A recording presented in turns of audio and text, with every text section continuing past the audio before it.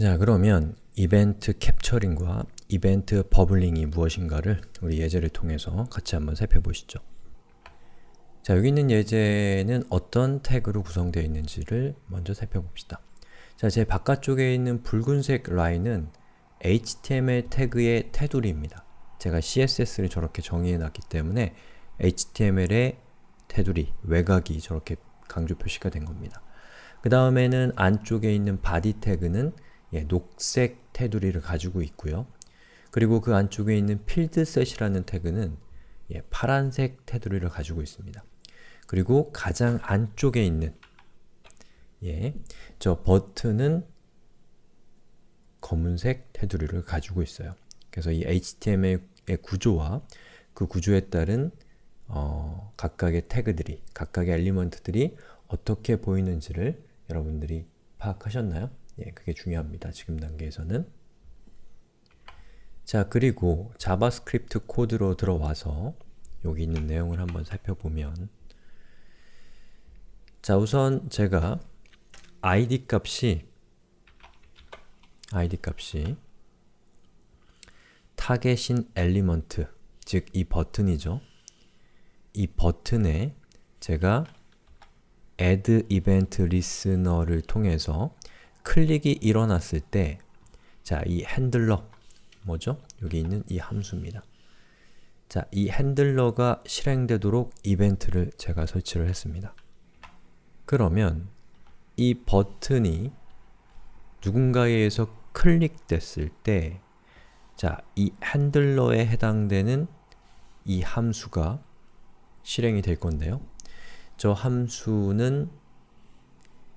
내에는 faces라고 하는 배열이 정의가 되어 있고요.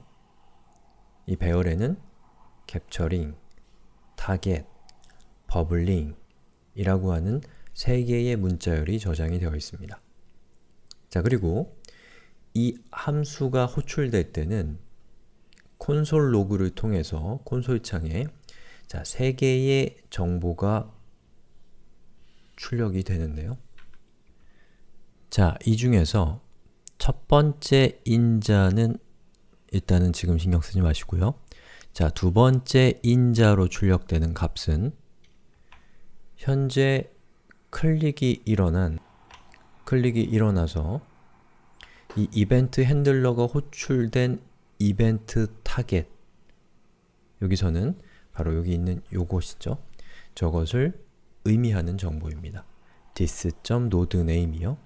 그래서 만약에 제가 이것을 클릭했다라고 하면 input이라는 값을 갖게 됩니다. 그 다음에 마지막에 있는 것도 이따가 살펴보죠. 자, 그럼 제가 이걸 한번 호출을 해보면, 그 전에 나머지 이벤트를 설치한 것들을 제가 일단은 주석으로 실행되지 않도록 처리해놨습니다.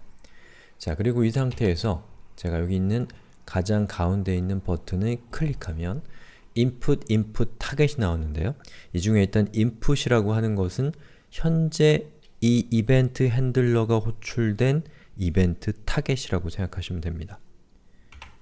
자, 그리고 코드로 돌아가서, 자, 두 번째 라인을 제가 주석을 해제하고 두 번째 라인을 실행을 시키면, 자, 필드셋, 즉 input 태그를 감싸고 있는 것이 필드셋이죠. 저 필드셋의 add event listener로 클릭 핸들러를 준 겁니다. 자, 그럼 어떤 일이 일어나는지를 한번 살펴보죠. 자, 제가 여기서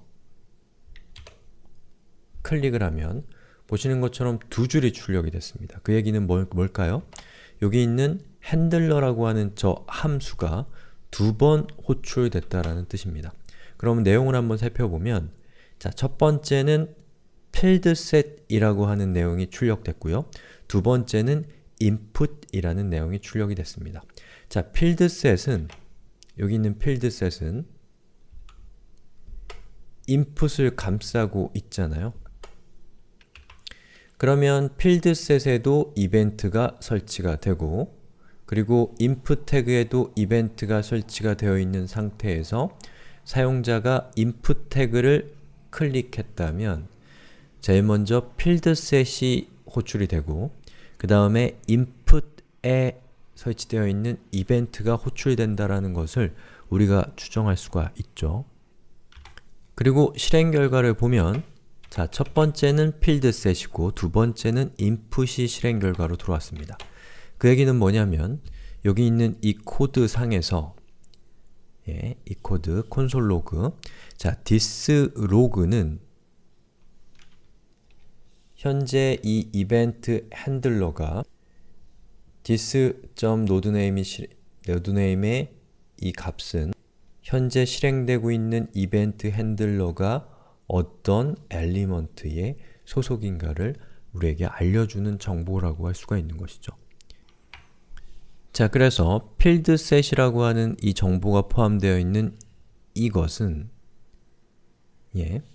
자, 이 필드셋에 설치되어 있는 이벤트 핸들러가 호출됐을 때 출력된 내용일 거고요.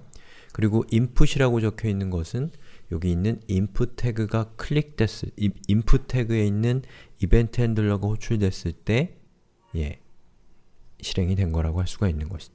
그리고 또 하나 여기 있는 이벤트 타겟 노드 네임이라고 하는 것은 이벤트 타겟이라고 하는 것은 자, 이 맥락에서는 언제나 input 태그를 가리킨다 라는 것을 알 수가 있죠. 다시 말해서 사용자가 여기 있는 것을 클릭했다면 이 클릭한 지점을 둘러싸고 있는 여러 계층들이 존재하지만 그 중에서 가장 깊숙한 곳에 있고 가장 구체적인 대상이라고 할 수 있는 것이 이벤트 타겟에 해당된다는 것이죠. 그래서 이벤트 타겟 노드 네임은 여러분이 여러 개의 이벤트 핸들러를 이 중첩되어 있는 태그들에 설치했다고 하더라도 이벤트.타겟에 저장되어 있는 값은 언제나 가장 깊은 곳에 있는 엘리먼트가 된다는 것이고 그리고 this.nodename을 통해 this를 통해서 여러분이 접근하는 것은 바로 그 이벤트 핸들러가 호출된 엘리먼트를 의미하게 된다라는 겁니다. 설명하기 쉽지 않네요. 그리고 세 번째, 타겟과 캡처링은 조금만 더 있다가 살펴봅니다. 자, 그러면 나머지 주석을 해제해버리고 한번 실행을 시켜볼까요? 자, 제가 클릭을 하면 보시는 것처럼 제일 바깥쪽에는 이 HTML 태그에 설치되어 있는 이벤트 핸들러가 호출된 결과가 출력이 되니까 HTML에 설치된 이벤트 핸들러가 가장 먼저 실행된다는 것을 알 수 있죠. 그 다음에는 body에 설치되어 있는 핸들러가 실행이 되고 그 다음에는 필드셋에 설치되어 있는 핸들러 그 다음에 마지막으로 input 태그에 설치되어 있는 핸들러가 호출된다 라는 것입니다. 자, 그래서 여기 있는 이 각각의 엘리먼트들에다가 제가 자, 여기 있는 이것은 자, 얘는 자, 여기에 설치된 것이고 자, 여기 있는 이 두 번째는 여기에 설치가 되죠. 그리고 세 번째는 여기에 설치되고 네 번째는 가장 깊은 곳에 있는 여기에 설치되는 관계에 있습니다. 자, 이 상태에서 제가 얘를 클릭하게 되면 여기에 호출된 내용을 통해서 우리가 알 수 있는 것은 무엇이냐면 여기에 있는 호출된 거 HTML body field set input 순으로 출력이 됐기 때문에 그 얘기는 가장 바깥쪽에 있는 핸들러부터 안쪽에 붙어 있는 핸들러들 순서로 호출이 되고 있다라는 겁니다. 자, 이렇게 바깥쪽에서 안쪽으로 부모에서 자식으로 이벤트가 호출되는 방식을 바로 캡처링이라고 부릅니다. 캡처링. 자, 그런데 이 캡처링은 그렇게 중요한 건 아닙니다. 왜냐하면 캡처링은 IE, 인터넷 익스플로러의 예전 버전에서는 지원하지 않고 있기 때문에 캡처링을 사용하는 경우는 매우 드문 편이라고 알려져 있습니다. 그렇기 때문에 이 캡처링이라고 하는 것의 자체는 별로 사용이 안 되지만 어쨌든 이벤트가 전달되는 흐름을 설명하는 데는 유효하다는 겁니다.